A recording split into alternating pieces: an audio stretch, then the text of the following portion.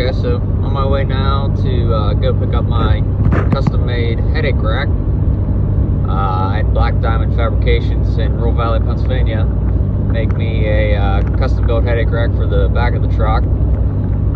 I am going to call the powder coating place since I don't have a big enough oven and neither does my buddy. So I am going to call the powder coating place later on today and see if they can, or how fast they can get it in. But I'm gonna go grab that. I'll get you guys a little bit of video of it too. Alright guys, so I got my headache rack earlier, and I just finished up drilling some holes in it. One for mounting it to the truck itself, and then the holes back here for the wires to come out. Put holes underneath to about right there to mount 2 light bars, one on each side, so I can shine them back on my gooseneck. These cutouts are gonna have these lights, the reverse lights in them for cargo lights. It's gonna have 4 of those in it. It's got tie downs on it. I just got to do a little more grinding on it, and then probably sandblast it and send it to get powder coated, because I don't have a big enough oven and my buddy doesn't have a big enough oven. So I'm going to have to send it to a shop, and they're roughly a week or 2 out. So it's going to be a little bit before I get it back. These are for my CB antennas. I will post a picture up of it on the truck as it is now, so you can see what it will look like ahead of time.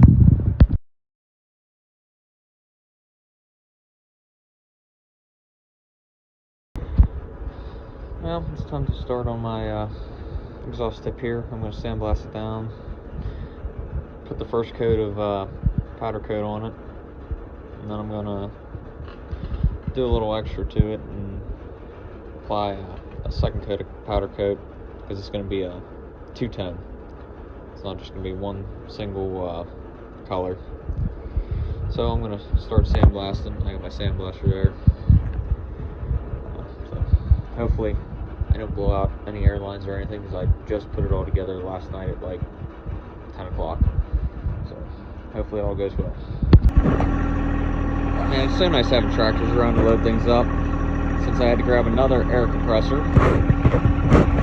That's a bigger one in the background. Okay guys, so my air compressor was too small.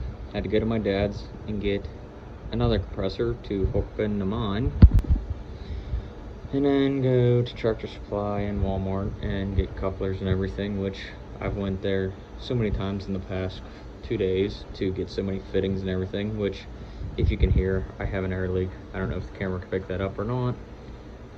I used dope and I didn't let it dry, and because the tape was making me mad.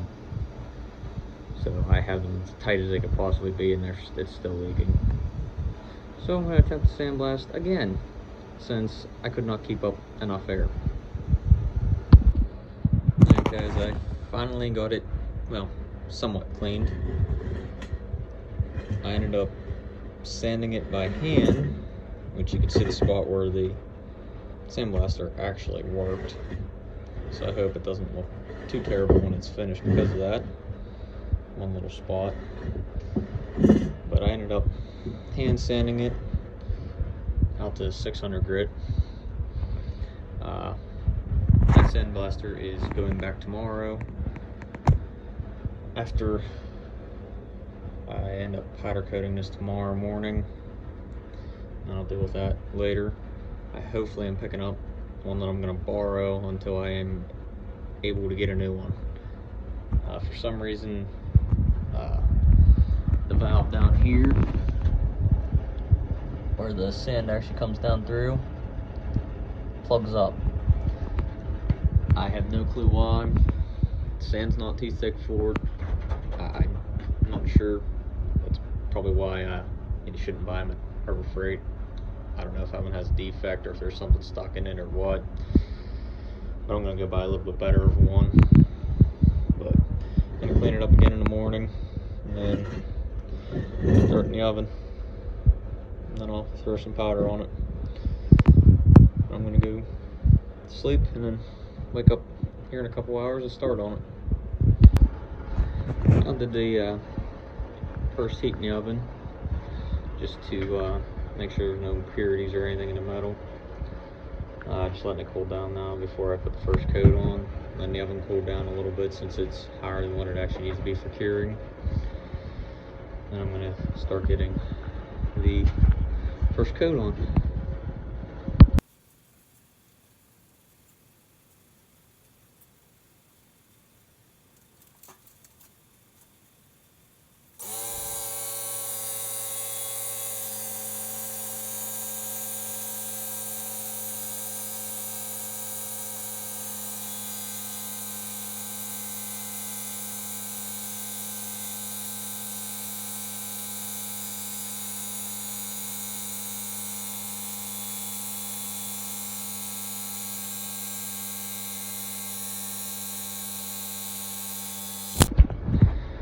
Alright, well I got it powder coated, as you can see.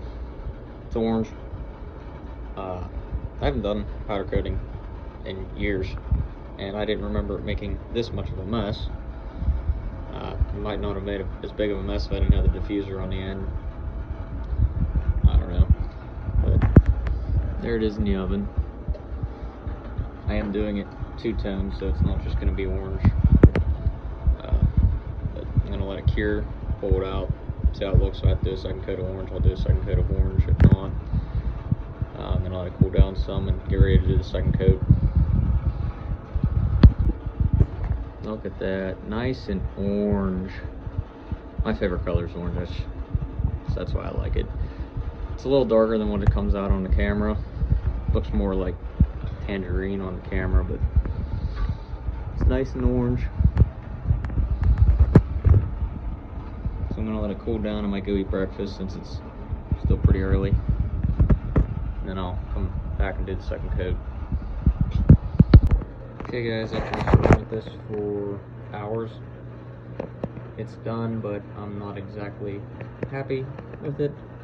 So there's this one spot right here. There must be something on the orange that's not allowing the gray to stick. And you can see where I had taped off to recoat that after I pulled it out the last time. So I'm gonna throw it on the truck now.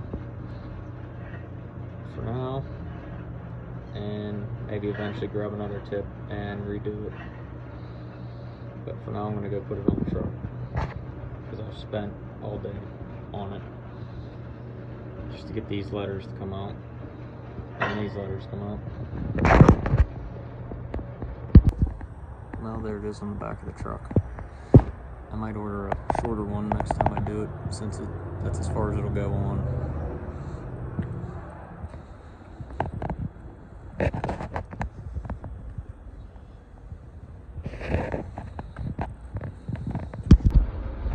Okay guys, now I'm going to put on my tonneau cover that's nice and dusty and orange, covered in powder coat dust. Been trying to put it on for days, but I need it on for tomorrow because I got a whole feed. It's a Gator roll-up tonneau cover. Ran these on many different trucks. I seem to like them. They hold up. Pretty simple to install. You got two rails, they clamp on each side of these clamps, and then there's two studs on the front of the cover that bolt down to the rails. Not too hard, but I'm gonna go get started. I gotta pull my bed liner out because I'm not gonna be running that plastic bed liner, so I'm gonna get it pulled out. So I'm gonna go start that, which it's nice and dark out as normal.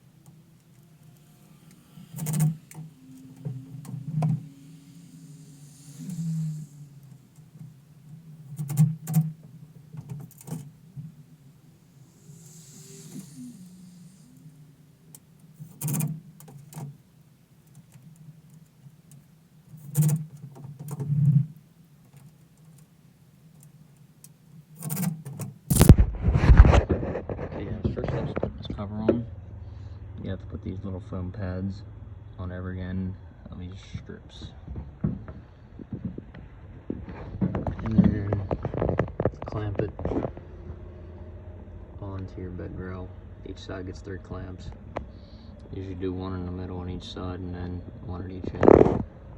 I believe it's a 1/2-inch socket. Yeah, 1/2-inch socket.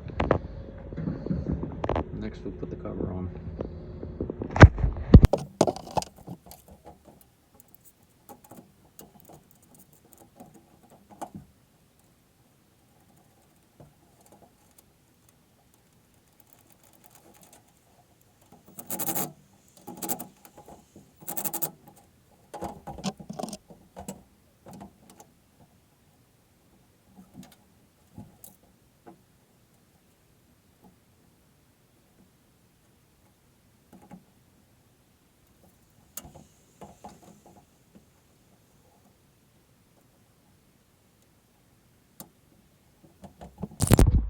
Alright guys, in this part you set the tonneau cover in the closest holes to the cab.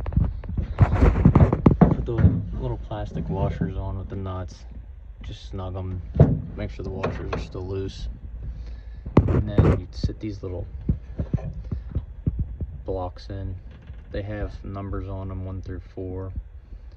The number closest to the cab on the top is the number it goes by. Like 4 is the loosest the cover is, and 1 is the tightest the cover will be. Usually they say to start on 4. I usually start on 3 because I've had them still loose.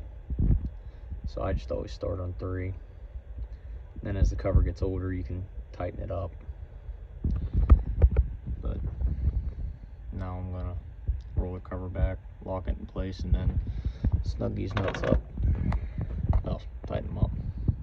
And they are 9/16.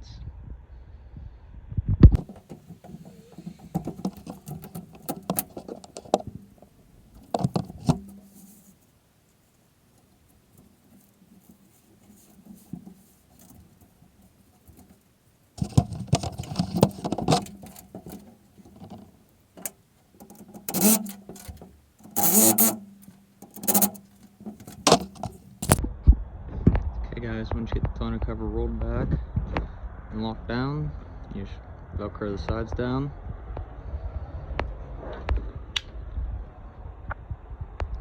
And then go back and tighten up your nuts up front. And you get a fully functioning tonneau cover. Pretty simple. Okay guys, that'll about do it for this video. I've had the exhaust tip on for about a day or so now. Seems to be holding up pretty good. I'm probably going to get a shorter one for it and redo the powder. Obviously, have to powder coat it. I'm going to go get that tonneau cover washed tomorrow because it looks like crap with all that orange powder on it. I got more stuff to do. I got my clutch. It just came in today. I got to do that. That'll probably be the next video. I got more stuff to powder. I got parts laying here on the bench to do. I got my bumpers in now. Got to paint them. So I got more to do. But see you in the next one.